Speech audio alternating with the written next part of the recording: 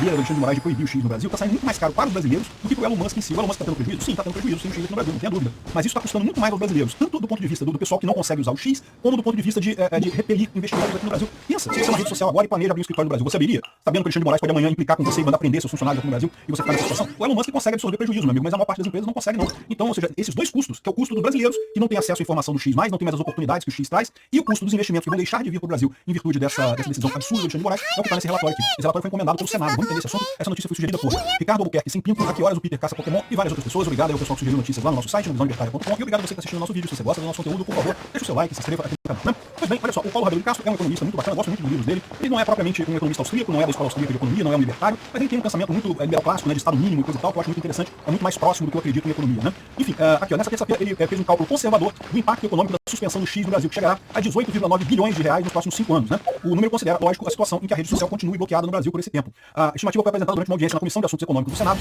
para debater os efeitos econômicos do bloqueio, né? Lembra, é aquilo que eu falei para vocês, né? Está circulando por aí uma possibilidade, o Tarcísio inclusive falou sobre isso, a possibilidade de apresentarem um recurso ao STF pedindo o fim da suspensão do X, alegando justamente questões econômicas, ou seja, para não deixar o Alexandre de Moraes numa saia justa, para não obrigar ele a voltar atrás na decisão que ele tomou, a ideia seria que ele falasse assim, não, olha só, a decisão está errada, o X realmente está devendo para o Brasil, o X é ruim, não sei o que lá mais, para evitar prejuízos maiores ao Brasil, para evitar prejuízos à sociedade brasileira, aos brasileiros como um todo, a gente vai liberar o X no Brasil, né? A verdade é aquilo que eu falei para vocês, a ideia do Alexandre de Moraes é aquela ideia arcaica do pessoal de que não, se eu proibir, o empresário vai voltar atrás. O empresário sempre volta atrás, por quê? Porque o empresário quer ganhar dinheiro. Se eu conseguir fazer o empresário perder dinheiro o suficiente, ele vai tentar mais, tá? Tudo indica que o Alexandre de Moraes ainda vai tentar botar mais multas e mais penalidades na Starlink, que ainda está aqui no Brasil, forçando o Elon Musk a tirar tudo do Brasil. Então, mas a ideia do Alexandre de Moraes é essa. Se eu causar prejuízo suficiente pro Elon Musk, ele vai voltar atrás. Porque o empresário quer lucro. Então não importa. Deixa ele ferrado no mundo, deixa ele esteja ganhando lucro dele, ele tá bem, né? Só que ele bateu com um cara que não tem só ambições empresariais, né? O Elon Musk, ele tem a principal racional dele é empresarial também. Ele quer que o Brasil sirva de exemplo para que isso não aconteça na Europa e nos Estados Unidos, onde efetivamente está o lucro do X, mas ele também tem visões políticas, né? Vocês sabem, o Trump ofereceu para ele um cargo no governo, caso ganhe as eleições, né? O Elon Musk faria parte do governo Trump. É uma possibilidade, não estou descartando que exista nisso daí também um interesse político por parte do Elon Musk, né? Então, ou seja, o Alexandre de Moraes jogou nessa, não, vou botar prejuízo pro cara vai acabar voltando atrás, vai acabar botando os caras que não querem ter prejuízo, né? Só que ele pegou um cara que consegue ter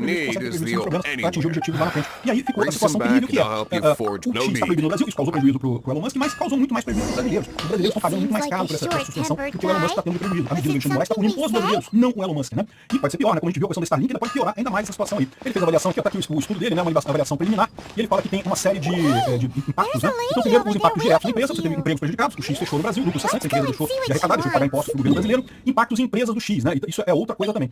Stakeholders, né? Os usuários regulares e o premium, que agora estão sem acesso ao X. Essas pessoas, né? Como ele coloca aqui o levantamento, as pessoas gastavam um período do dia delas assistindo, vendo notícias no X. Estimou cerca de meia hora, que seria quantas pessoas passam no X por dia, né? Na média, né? Na média pode ser, eu sou um usuário mais heavy do X, eu fico mais tempo do que isso no X, mas a visão aqui dele é a seguinte, se a pessoa fica um tempo no X, é que aquilo dá uma recompensa para ela, né? As pessoas fazem as coisas porque recebem valor de volta. É aquilo que eu sempre falo para vocês. Quando você tem uma troca voluntária, quando alguém compra alguma coisa de alguém, o valor vai para os dois lados. Os dois lados têm valor embutido aqui, né? A equipe do X ganha dinheiro, porque a pessoa está dando audiências, as notícias e coisa e tal. Tem ali, mas a pessoa que está assistindo o X também está ganhando, né? Ela também está ganhando algum valor. Senão eu não estava lá, senão eu não estava assistindo o X, né? Então, justamente stakeholders são essas pessoas. Os investidores externos, é o que eu falei para vocês, isso abre uma série de dúvidas para quem planeja investir no Brasil. Certamente ficamos com um ambiente mais, um ambiente pior em termos de investimento. E a questão da segurança jurídica, principalmente na questão da VPN, né? Da multa da VPN, que é uma aberração completa, porque é uma multa para pessoas que não estão envolvidas no processo, né? Uma coisa que não tem sentido, né? E daí ele fala aqui dos usuários que estão reclamando, do tempo de que tipo de problemas que a pessoa tem, o valor das informações bloqueadas, né? São aquelas informações não emitidas, o efeito mordaça e as informações não acessadas. De um lado, os brasileiros não estão colocando as informações para serem vistas no resto do mundo, porque o X continua sendo a rede social padrão no resto do mundo, né? E também as informações não acessadas. Os brasileiros agora não têm acesso à informação de outros brasileiros no X e as informações do mundo todo, que também são o X, é a rede social de escolha do mundo, né?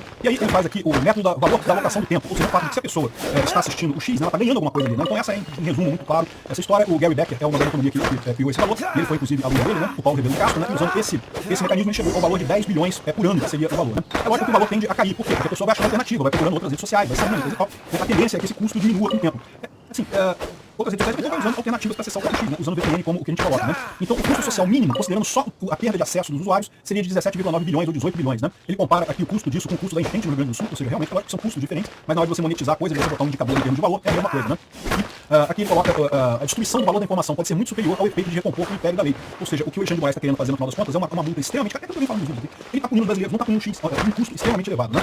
E repara que esse custo aqui, ele olhou apenas do lado dos stakeholders, né? Ele não olhou os prejuízos diretos da empresa, os investidores estrangeiros, as expectativas de segurança jurídica, tudo isso se somaria a esse valor. É a baseline, é o mínimo de custo que vai ter a interrupção do X no Brasil, 18 bilhões de dólares nos próximos 5 anos, né? Então é isso daí. Eu acho que é válida essa avaliação. Eu espero que o pessoal faça alguma coisa com isso, nem que seja uma lei proibindo o STF de bloquear plataformas no Brasil. Tem que poder ter uma lei desse tipo, perfeitamente, para evitar esse tipo de coisa, talvez até uma PEC, né? Uma alteração constitucional para evitar isso daí, para tolher medidas desse tipo, e principalmente para tentar convencer o Alexandre de Moraes a voltar a uma coisa razoável, né? Porque tem um outro caso que é ainda pior, que seria o impacto da suspensão da Starlink no Brasil. A Starlink no Brasil, ela tem um faturamento maior do que o do X, mas no final das contas ela também tem uma importância muito maior aqui no Brasil, justamente pela possibilidade de integrar vastas regiões do território brasileiro de forma eficiente, né? Só a Starlink consegue fazer isso. Não, mas tem outras empresas de internet pelo satélite. Não é a mesma coisa. Já expliquei várias vezes aqui.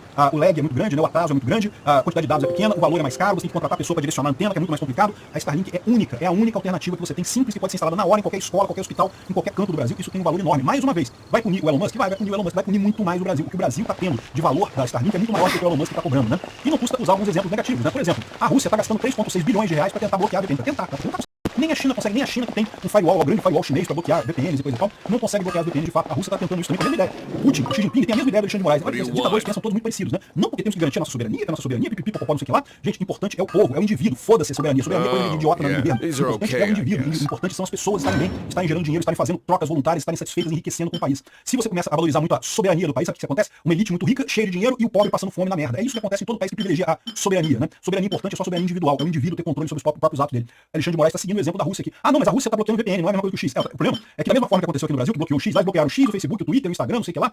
Só que o pessoal usa VPN. Aí qual é o próximo passo? O Alexandre de Moraes até foi nesse caminho, né? Proibir VPN também, né? E não consegue proibir VPN. Existem até analisadores de tráfego que podem, né, identificar VPN e tentar cortar isso daí. Mas na prática, o VPN está sempre evoluindo para evitar esse tipo de infecção. Na China eles não conseguem, na Rússia eles não conseguem, não vão conseguir aqui também. No final das contas, o que está acontecendo é o que diz aqui essa reportagem do Estadão, está faltando prudência ao Supremo, né? O Alexandre de Moraes precisava ter um pouco mais de pé no chão nessa hora. Ser macho demais, às vezes, a gente quebra a cara, tá, Xandão? Obrigado por assistir o vídeo até o final. Além de curtir, compartilhar e se inscrever no canal, considere se tornar patrocinador com valores a partir de R$ 1,99. Clique no botão Seja Membro abaixo para saber as condições e vantagens de patrocinar o canal. Mais informações sobre o nosso projeto, visite nossos sites indicados na tela.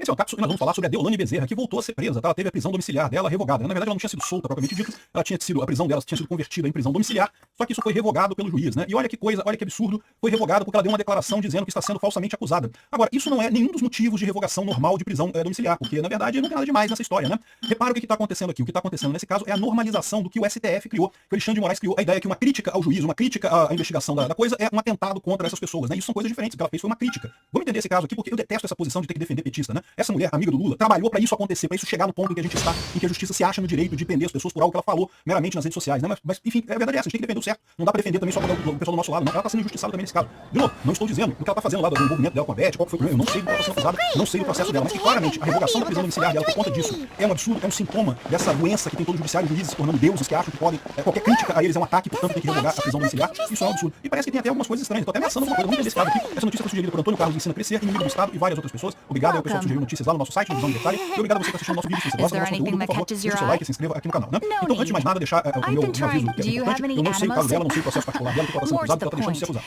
O que eu acho só é que a revogação da prisão domiciliar dela, por base no que eles falaram aqui, que seria a ruptura das medidas cautelares, uma dessas medidas era justamente ela não falar com a imprensa, ela saiu da cadeia e deu uma declaração para a imprensa criticando o juiz, criticando a investigação, dizendo que está sendo perseguida e coisa. Ela está sendo perseguida? Não sei. Ela é inocente? Não sei. Mas o fato é, ela meramente deu uma declaração. É direito de toda pessoa que está sendo vítima de um processo penal pelo Estado de se colocar como perseguido, porque a verdade é essa. O Estado é enorme, o Estado é gigantesco. Mesmo para pessoas que têm muito dinheiro, tem muita posição social, o Estado é um monstro. E sim, o Estado, eventualmente, muitas vezes, na verdade, persegue as pessoas de fato. Então, uma pessoa declarar que está sendo perseguida é normal. Não era para ser um problema. Ah, mas ela descumpriu uma medida cautelar que tinha sido colocada contra ela. De novo, as medidas cautelares têm por objetivo evitar que elas atrapalhem a investigação. Ela não é ainda declarada culpada de nada. Ela ainda está sendo investigada, ainda vai sofrer o devido processo legal. No final das contas, usarem isso como uma desculpa para colocar ela na cadeia de novo, colocar ela na prisão de novo, é sim um abuso, mais um abuso estatal. O pessoal tem que entender isso. Não dá para ser libertário só quando a gente gosta que está sofrendo, não. Libertário é isso, é entender que o Estado é um ente que abusa das pessoas. E muitas vezes oprime as pessoas. A polícia, acho lindo quando a polícia pega criminosos, pega gente bandido, coisa e bota na cadeia, esse é o papel deles. Mas dizer que a polícia não oprime também, não de vez em quando vai, exagera nas coisas, não, muitas vezes exagera. Principalmente o judiciário, principalmente com essa febre que foi causada pelas decisões do Alexandre de Moraes, que diga-se de passagem, eu aposto a dona Deolane achava lindo, né? Quando tá prejudicando o Bolsonaro, tá prejudicando os bolsonaristas, lindo de morrer, tem que botar na cadeia mesmo, tem que deixar esse pessoal apodrecer lá, né? Aí agora, quando a coisa aconteceu com ela tá vendo o outro lado dessa história. Não deixa de ser um absurdo. É errado contra os bolsonaristas, é errado contra os petistas também. Não foi errado contra o Lula. O Lula foi condenado por corrupção porque era um corrupto filho da puta mesmo. Ele é um idiota, um pinguço socialista corrupto mesmo. Com o Lula foi tudo certo, não teve perseguição nenhuma. Ao contrário, ele teve 6 anos para se defender, teve todo o devido processo legal para se defender. Acabou condenado porque realmente cometeu o crime e aí nesse caso tem que ser punido, não tem história.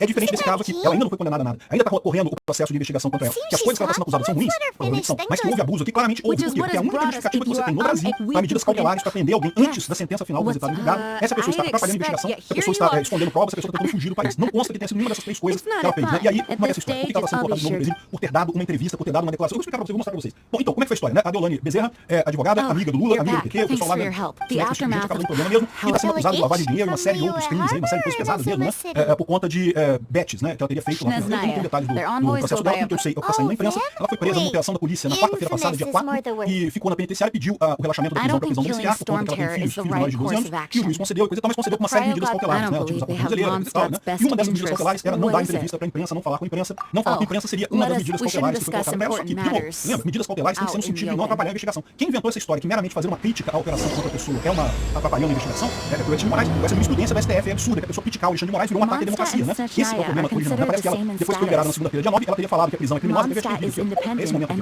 Ela saiu do presídio, né? E tava um monte de apoiador ali, o pessoal foi apoiar ela, né? E aliás, diga-se de passagem, parece que depois descobriu que as pessoas foram apoiar ela tinham sido pagas para apoiar ela. Não tem nada de errado nisso, você pagar as pessoas para fazer apoio, né? Fica evidente que é falso o apoio, ela não tem esse apoio das pessoas. Mas eu confesso para vocês que fiquei até mais tranquilo de saber que as pessoas foram pagas para ir lá apoiar ela na porta do presídio. A gente não desceu tão baixo assim na sociedade brasileira, a ponto das pessoas voluntariamente irem para a porta de presídio para defender uma pessoa, né? Mas, de qualquer forma, não teve caso do Lula, no caso do Lula o pessoal foi, né? Caramba, que triste. Então, eu tenho expectativa que o pessoal também foi pago naquele momento ali, né? Pra gente continuar acreditando no brasileiro, né? Aí ela saiu ali da cadeia, tava o pessoal todo levantaram nos braços, levantaram ali. Eu tenho certeza que o pessoal, embora tenha sido pago pra estar lá, também apoiava ela, também era a favor dela, né? E aí ela falou isso daqui, ó. Lembra? Uma das medidas cautelares foi ela proibir falar com a imprensa. Isso é uma prisão criminosa, foi o que ela disse na repórter aqui, ó. Várzea é o melhor cantinho da cidade, eu acho que deve ser o nome do canal, ou o nome de alguma rede, de algum jornal ali da região, né? Então ela falou que isso é uma prisão criminosa. Isso é alguma coisa que atrapalha as investigações? Isso é alguma coisa que afete alguma coisa? Não faz sentido nenhum. É natural, se espera de uma pessoa que está sendo perseguida pelo Estado, que está sendo criminalmente investigada pelo Estado, que se sinta perseguida. É isso aí mesmo. Todo presidiário acha que está injustamente no presídio. E faz sentido isso, né? Como todo contribuinte acha que o Estado está roubando o dinheiro dele. E que tá mesmo, né? Imposto é roubo mesmo, né? Enfim, e aqui está o caso aqui na saída dela, e parece que teve também uma outra coisa que ela teria publicado aqui, uma carta aberta. Essa aqui seria a carta aberta que ela publicou nas redes sociais. Hoje não teve Boa Tarde Brasil, mas estou pensando aqui para tranquilizá-los e afirmar que mais uma vez que estou sofrendo uma grande injustiça. É notório o preconceito e a perseguição contra a minha pessoa e minha família, mas isso tudo servirá para provar mais uma vez que, para todos vocês que não praticam e nunca pratiquei crimes, né? Confesso para vocês que estou destruída ao ver minha mãe passando por tamanha humilhação. Eu passaria 1 ano, 10, 20 ou mais para provar minha inocência, mas com ela não, né? Peço orações para todos vocês, obrigados pelo carinho, e já tô aqui de novo. Esquece que a mãe tá enjaulada só para descontrair, e lembrando que todos os impostos estão pagos. Olha só, pois é, né? Isso aí é uma coisa ruim, você não deveria ter pago os impostos, né? Imposto é roubo. Você dá dinheiro para a máfia estatal, é ruim no final das contas, né? Mas enfim, ela publicou essa foto também, colocando como censura, né? E muita gente tá falando que é pelo do X agora, o Elon Musk e coisa e tal, mas faz sentido o que ela tá falando, tá? Eu tô falando pra vocês, ela foi proibida de dar declaração, voltou pra cadeia, ela foi proibida de dar declarações. Só que, de novo, medidas cautelares tem que existir apenas para evitar que atrapalhe a investigação, porque faça uma coisa. Não pode ser qualquer coisa da cabeça do juiz, né? Então, claramente, sim, ela foi censurada, ela foi proibida de falar que é uma injustiça que ela está sofrendo, né? Então, nesse lado aqui, ela está certa. O resto eu não sei. A investigação original, o motivo pela qual ela está sendo investigada, eu não sei, não conheço ela, não sei quais são